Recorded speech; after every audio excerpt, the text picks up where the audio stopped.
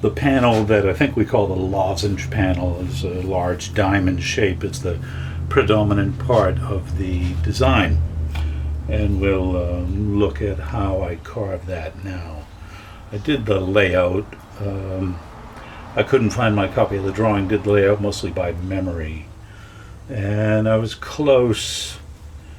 I should probably have shrunk this dimension, the width, a little bit for the little pointed leaf that sticks here, but will survive.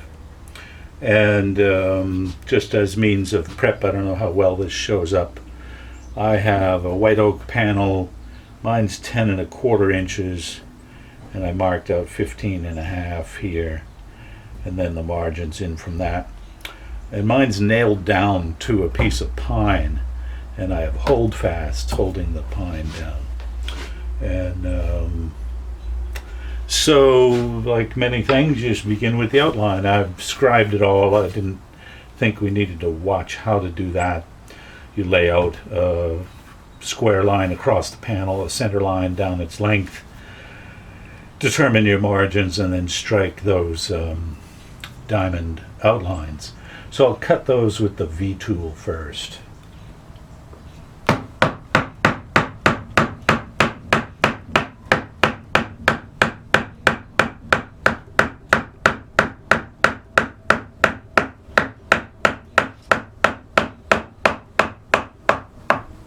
To end that cut, you just lower the handle. Watch when I get to the end of this one.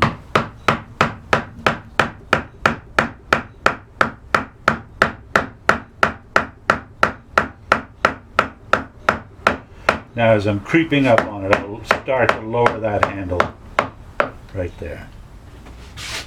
And then come this way.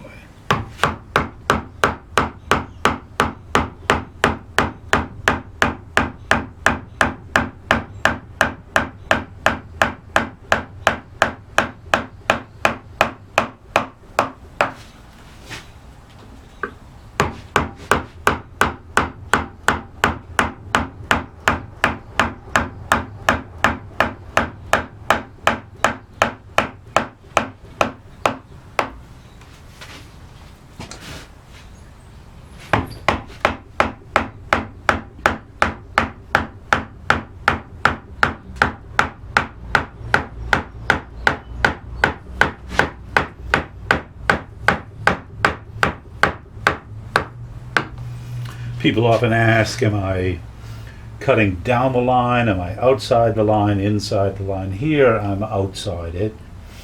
Here on the next one I'm inside it.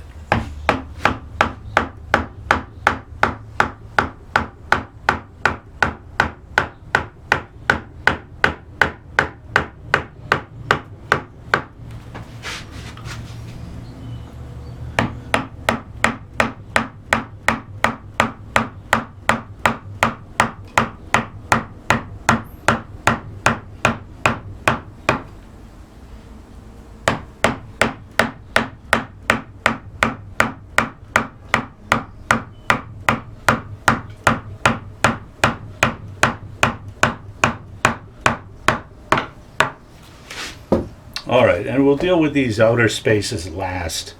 I'll go to the middle of this now and show you how to cut that. And if you either watched me cut the S-curves, the S-scrolls, or you cut some yourself, you'll see a lot of traffic.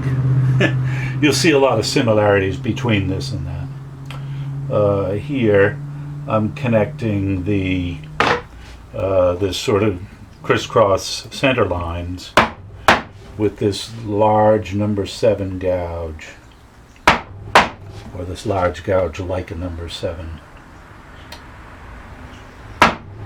So just laying it on the, to me, that vertical and horizontal center line, and like that, making that diamond. And then you can just lean the tool over to cut that chip out.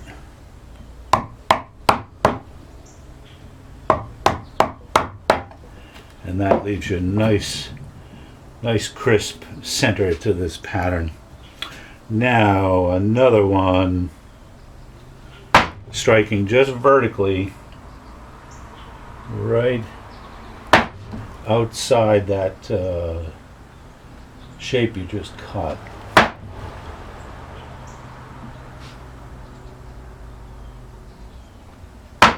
Like that.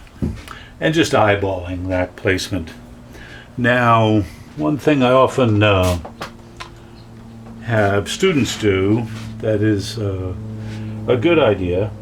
I want to do the leaf that runs from here to that corner. And if you are not certain of where it's going to go, you can take the tool and a pencil before you hit it, and you can trace it like that. And it's 2 strikes of that gouge to sort of give you that reverse shape, and then come back like that,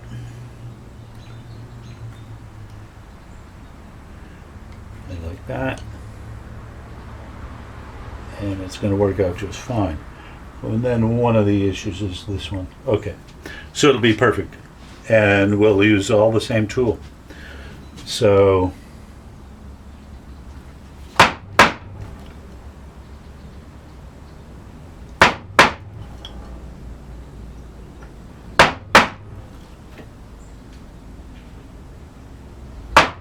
you can see why if you do it in pencil first, because once you hit it, that's what you're carving. And if you hit that and said, oh, that was the wrong tool, then you'd be done for. Sometimes in these carvings, the only eraser is a plane.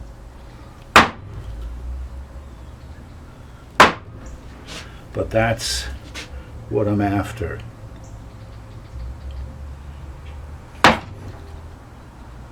And sometimes a tricky part is to do the reverse, either the upside down or left to right. You can use a square like that to try to line up those tips, and you don't usually need to, but in the beginning it isn't a terrible idea. Gives you a target if I had struck that right there with a pencil or a piece of chalk or something.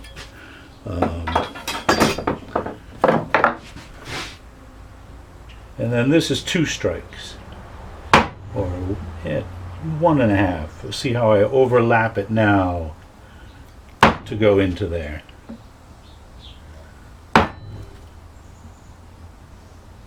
Like that, and then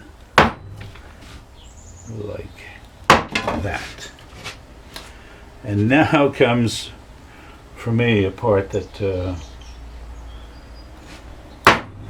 I'm going to start the one going up to the top, and it does the same thing at the base. And many times I'm trying to think of, well, what does this look like, or things appear to me, and you end up with this weird little memory to help you see the shape. And in this case, it's the negative shape right here that I see every time I do these sorts of designs. And it looks to me like the little goldfish crackers that people feed to young children, thinking they're giving them a healthy snack. And we used to give our kids goldfish crackers. They're terrible. But that looks just like it to me, and I can't carve this or draw this or look at this now without seeing the goldfish cracker. And then, see, this one's higher than its neighbor. That one is up a little bit higher, but that's all right. Now, I'm not going right to that leaf. There's what in the S-scroll I called a diagonal leaf. Think of its center line as running about like that. and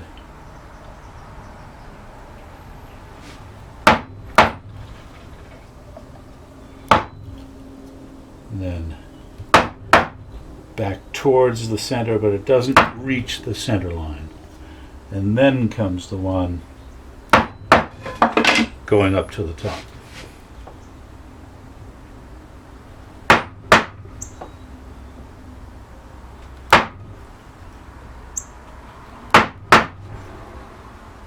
So you draw the whole design with the carving tools. That one is turning, see if I keep following that, it's turning away. So I want to try to weasel that one up into here with a number 5. And I might re-strike that a little bit to try to get that back on track there. But you see how quickly the whole pattern comes together.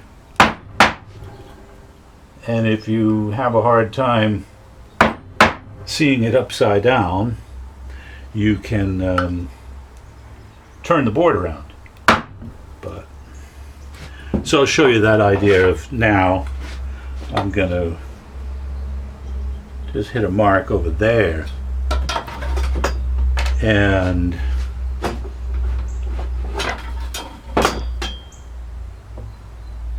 so I can take my pencil, if you're inclined, go like that, and go like that, and see where I'm headed.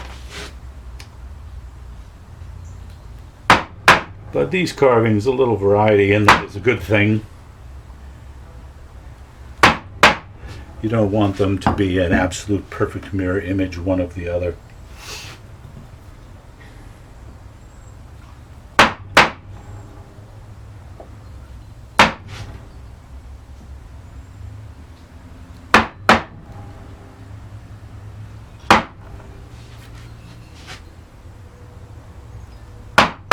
If you had a bigger panel, you could have more of these so-called diagonal leaves.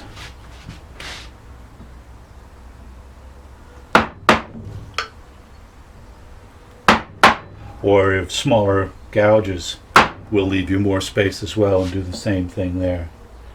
So here I'm tilting that back out a bit to make sure I come into that V-tool line. Like that. And that is the outline. It just takes a few minutes and a little bit of nerve.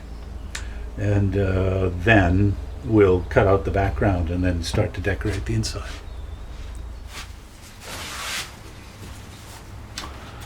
Now begins the background. So initially you're going to use a pretty shallow curve tool like this number 5 I use. This is pretty small, 1/2 inch wide. And these are bigger spaces than you might get on the framing stock, on the narrower stuff I use. But you can still use it. I'll show you what to do. I use a mallet for most of this, and I'm going to work right near all those lines I incised and just sort of relieve right by them.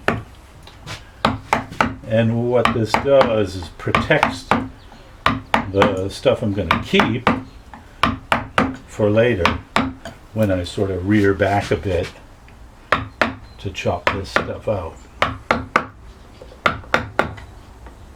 So this can almost seem like an extra step, but it's one that's worthwhile. Every time you don't do it, you find out you wish you had.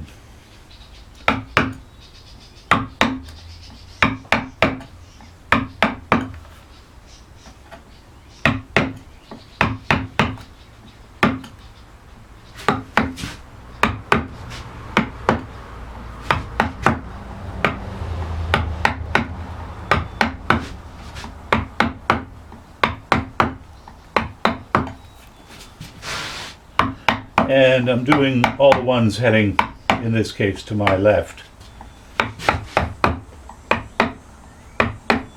See, I haven't touched that stuff yet.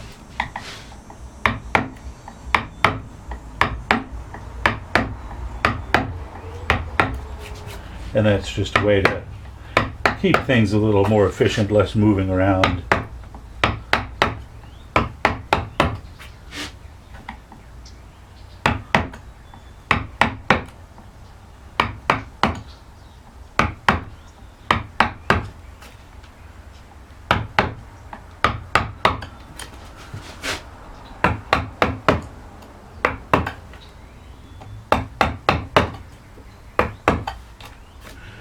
And you notice I'm not concerned at this point about the texture of the background or anything. Now, I'll hold the tool way down near its cutting edge, and I'm sort of reaching out past it to do the mallet work. So a little bit of a corkscrew effect on me. I can't switch hands with a mallet, which you'll hear me say many times if you watch these videos.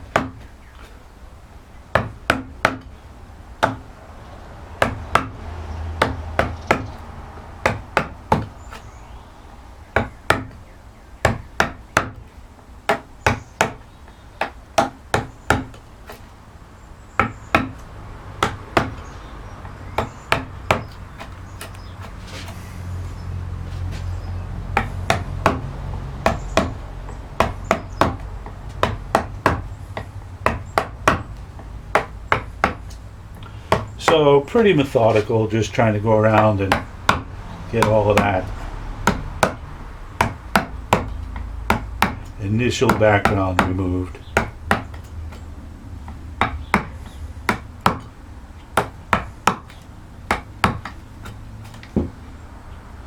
About like that.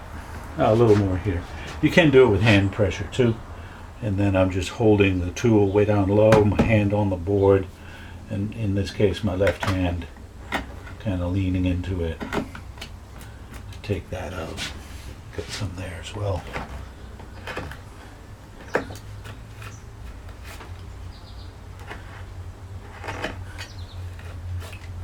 Like that. So now to chop it out. See, the whole premise is now I can cut that and I'm not really risking that piece because it lets go right there.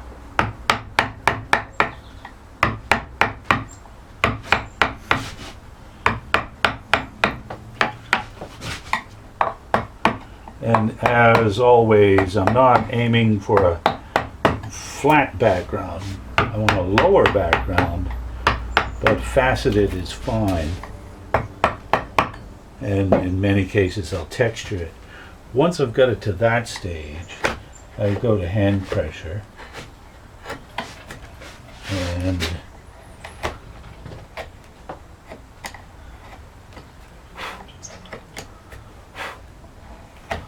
finish that off about like that. Right out there where the V tool was, I'm going to take that down as well. Yeah, if you cut to the point where you can't quite cut all those fibers, you can recut your first strike.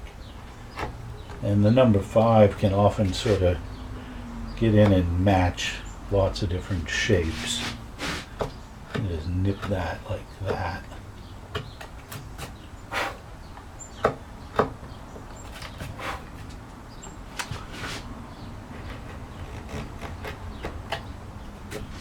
Technically you want to cut down this line right here. I'll get in your way so you can't see it.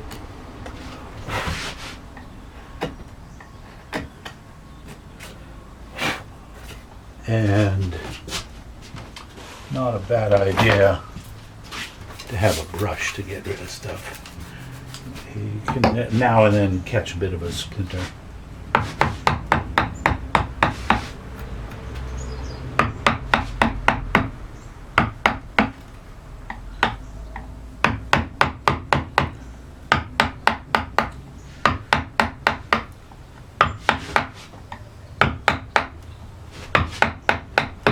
Remember, don't do it there.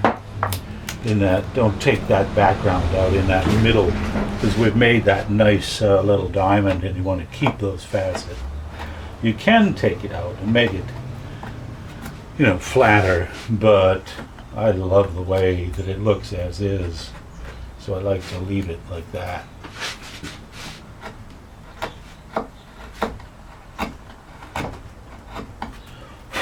And you can go across the grain, you can go along it. It depends on your board.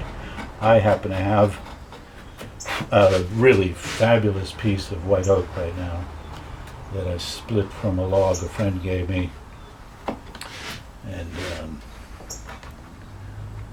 it's just as straight as can be.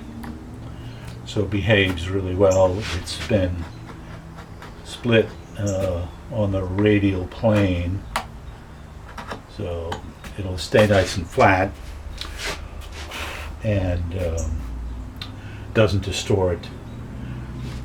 Doesn't have real grain issues. These trees don't come along all that often. So depending on your wood, you might have some issues in this case with grain direction that you need to keep on top of. So that's about where I'm going for that background.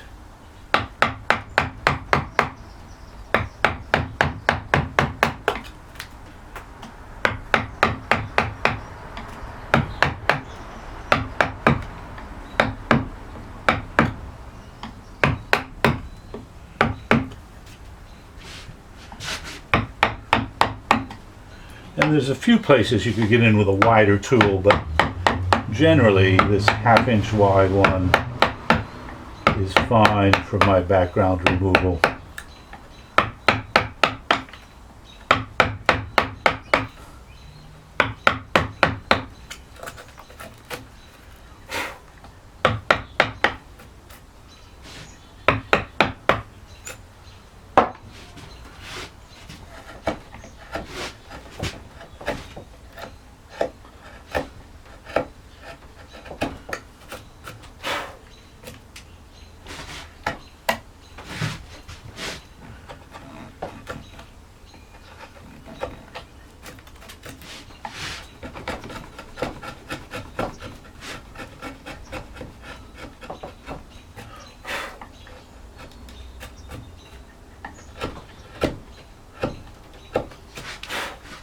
And it's just more of the same. As I am trying to meet some of these curves, see what I'll do is swing that handle that way to rock around that cutting edge, following along that curve like that. So sometimes you're arcing the tool this way and that.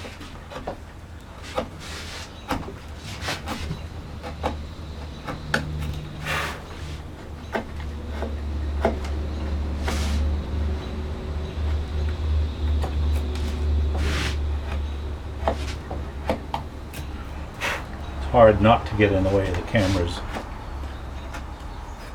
There's a lot of moving around when you're carving a design like this. Any larger format like a panel.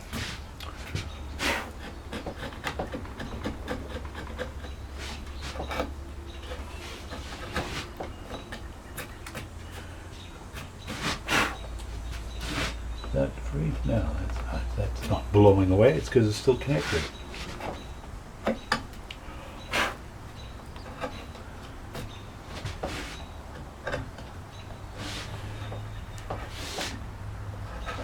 And there's places where you won't be able to get in really deep. Those tight junctures, like right in there. So you just do what you can, and then you get out of there. Don't spend a lot of time going at it trying to make that background deeper than is practical.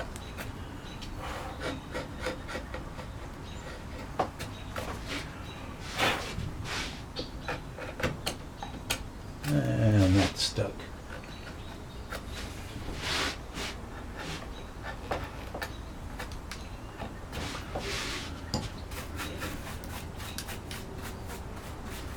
So that's the background, and next comes decorating all the leaves.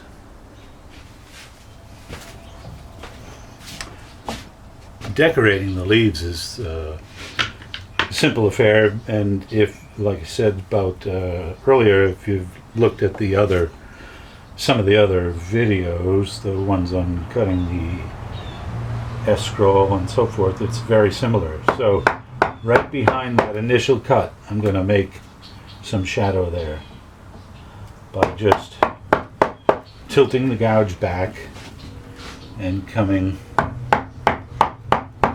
at an angle like that to get those shadows in there. And it was all the same tool to do this, so it's all the same tool to pick it out.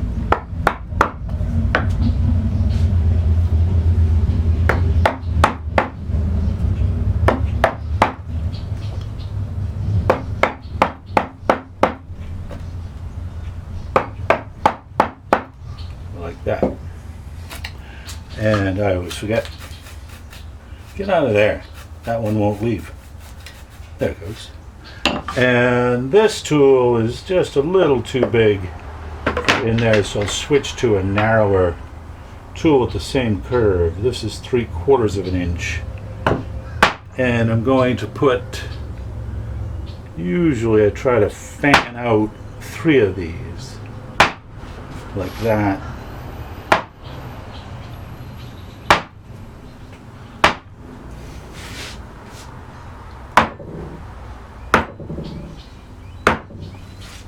All sort of spreading out from that center line. And typically I'll relieve behind every other one.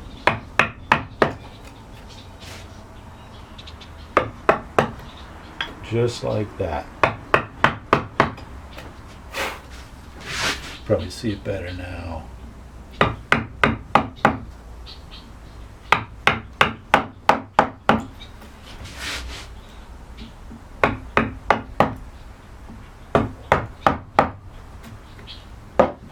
The long leaves here, we'll use this gouge for parts of them, and there's going to be more than 3 here, but we'll switch to the bigger gouge to finish them off.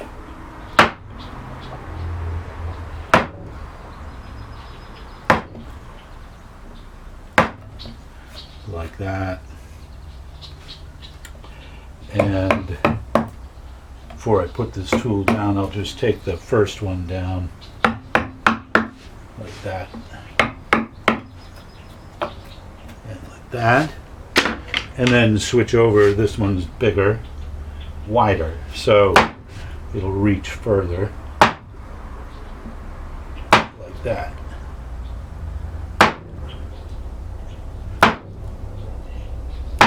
So I forget how many I drew in there, but you put in what you can fit,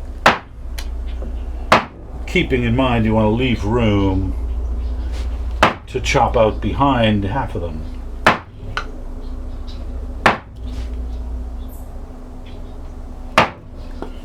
So this one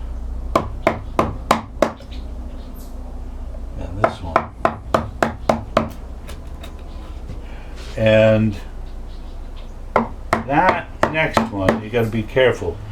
So I'm going to leave this one and cut behind that one. And here I have a good amount of wood before this weakness, really. Here it was pretty close. So you do have to be a little aware that you don't want to hit that one too hard right there, or you'll lose the whole thing. And there's a little shred of wood still attached there. So I can restrike that first part of that cut to get that chip out.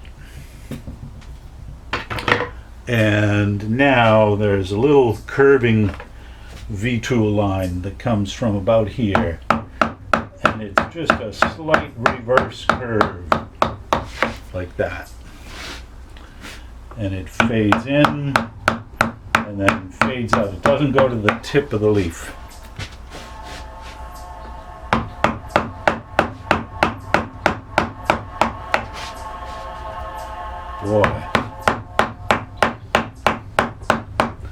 You get all kinds of excitement on these videos, don't you? We live near a road that gets a lot of traffic. And what have I got? A similar thing here, just mimicking that shape with the V tool, like that.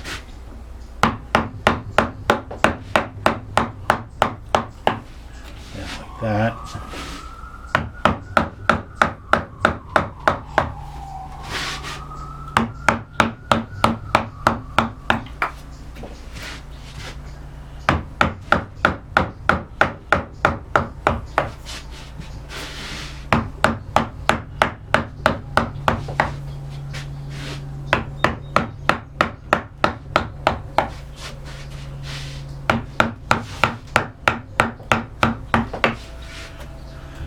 Now,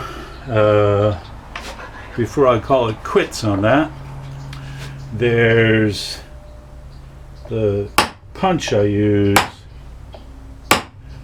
as an accent, goes around the diamond like that, and then often marches up that long center line. Oh, I forgot to chop all these up. And we'll put one here and there for balance. See how easy it is to forget pieces.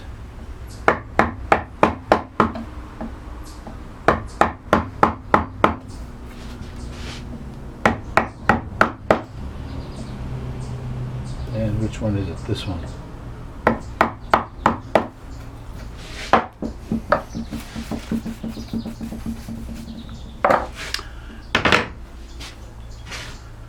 The background, you can leave that scalloped faceted look like that, or you can use a textured punch to punch it, and that's typically what I do.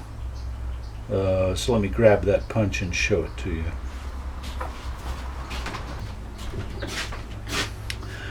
It is a piece of I think mild steel, 1/2 inch broad, 1/4 inch thick, and I used a triangular file and just filed those teeth in it, running this way and that. My friend Tom Latané showed me a way to do it where he first scores it with a hacksaw to make the grid, and then runs the file in the hacksaw curve. I don't have a hacksaw. And it's terribly loud.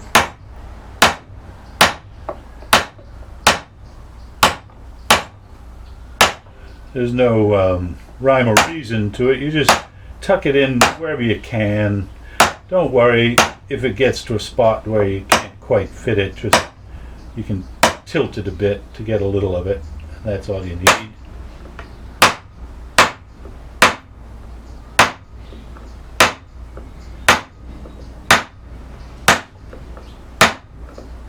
Heard this called stippling.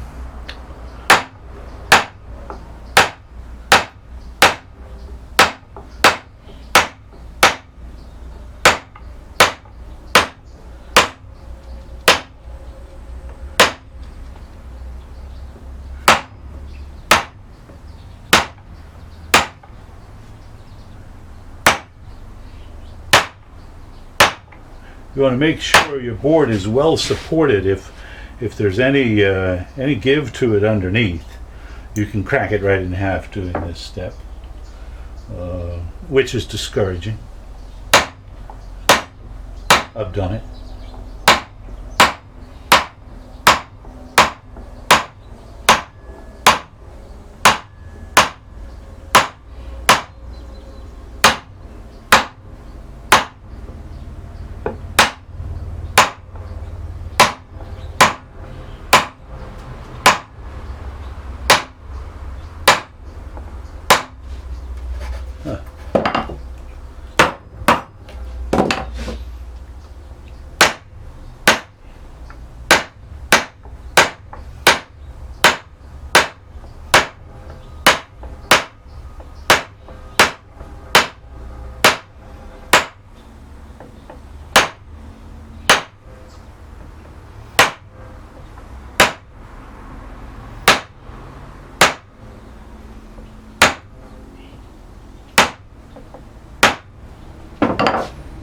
Okay, that's enough of that banging.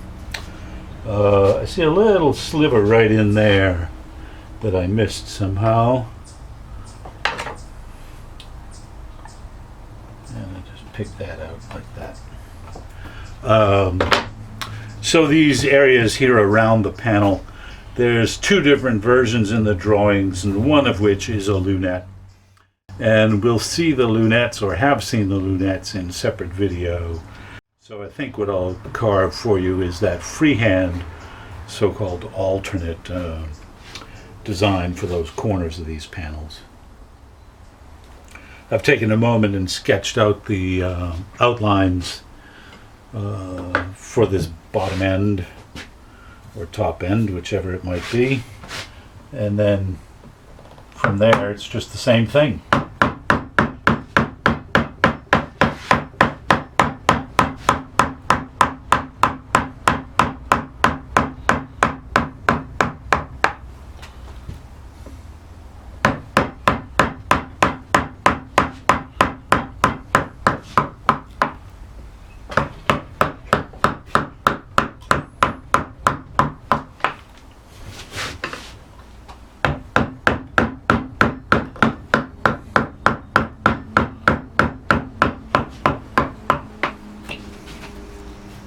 If you needed to, or you could define some of these curves by tracing your gouges. You'd need a more curved gouge than this one, but you could get some of those curves that way, then cut them out with the V-tool. So could use the gouges as a sort of template for drawing the curves.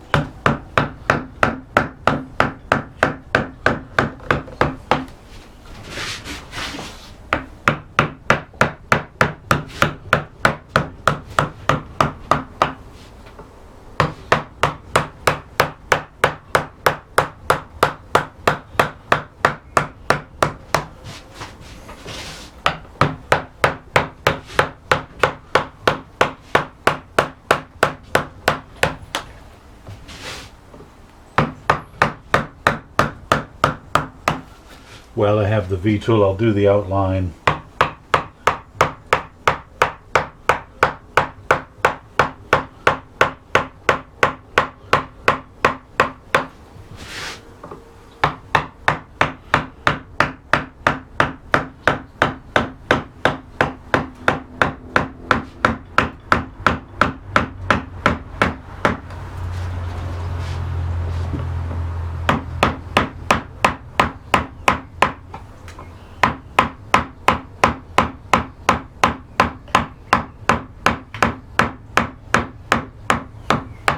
And you can skip that outline too. You don't have to have it. God.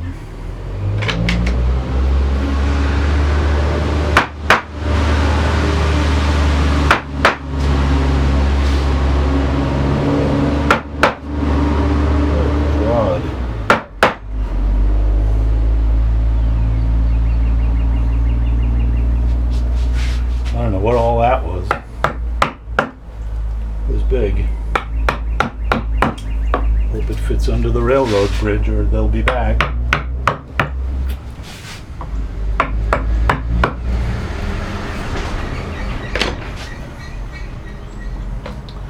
So there's the little base for this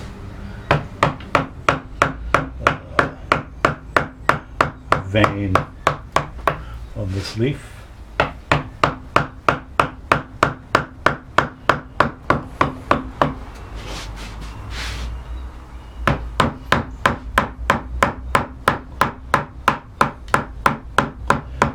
And if there's variety, there's bound to be variety in these patterns.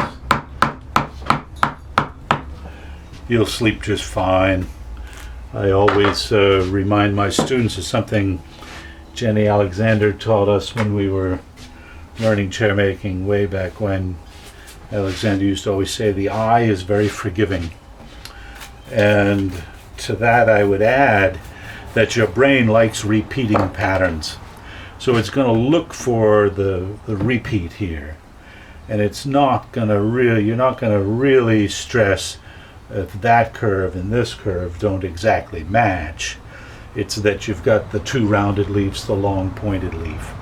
That's really the determining factor, and you'd be looking at these wavy lines, seeing that they flow and sort of match from one to the other. So don't let this freehand stuff put you off. There's lots of it in this style of carving, and you can get there pretty easily. When I first thought about tackling it, I thought, oh no, those patterns are much too complex. And I learned how to break them down and see the elements of them, and that made everything so much easier.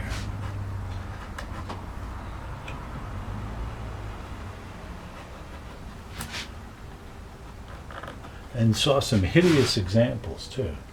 I don't copy everything I see. I see some stuff that I wouldn't have in my house. But this one is fine. I wrote a blog post one time about, I don't carve all of them. And I showed some ugly ones that I hate.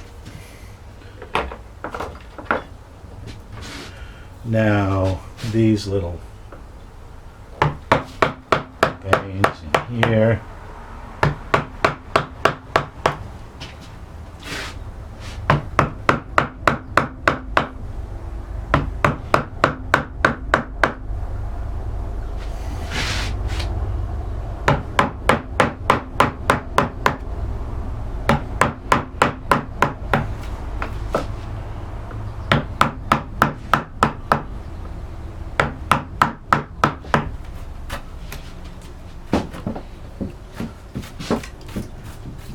So, just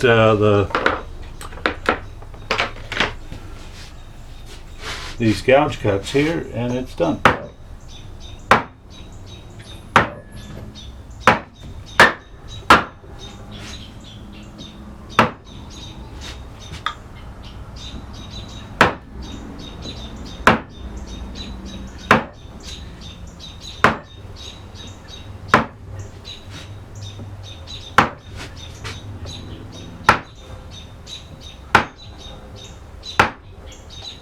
I'd much rather listen to the noise out the back of the shop than out the front.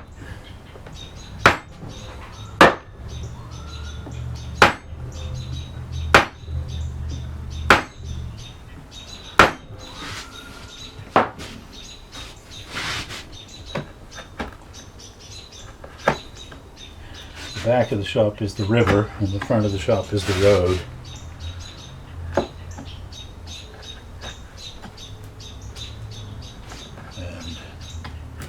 I gravitate towards the back.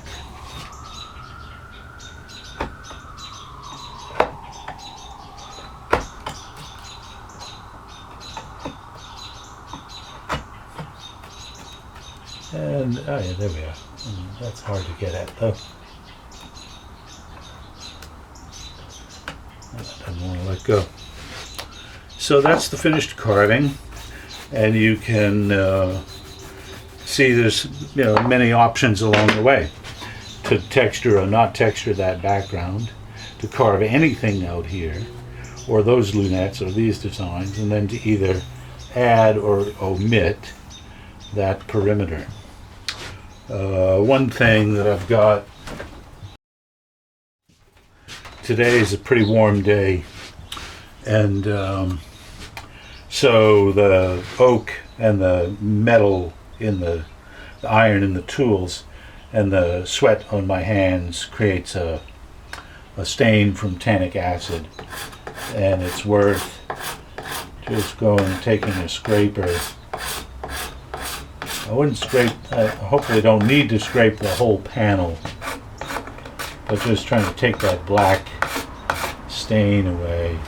I don't even know if it shows up on the camera, but I see it in particular on that leaf and on this one. You shouldn't need to do any sanding or burnishing or abrading or any of that sort of stuff on it. The tools should give you the finish that you need. And then beyond that, whatever you put on the object you're building, whether it's just a carving or a piece of furniture or so forth, the finish will enhance the pattern a lot. So I don't know if I'll get into that at all, but my focus mostly is going to be on carving the designs. So that's the first one of the panel videos.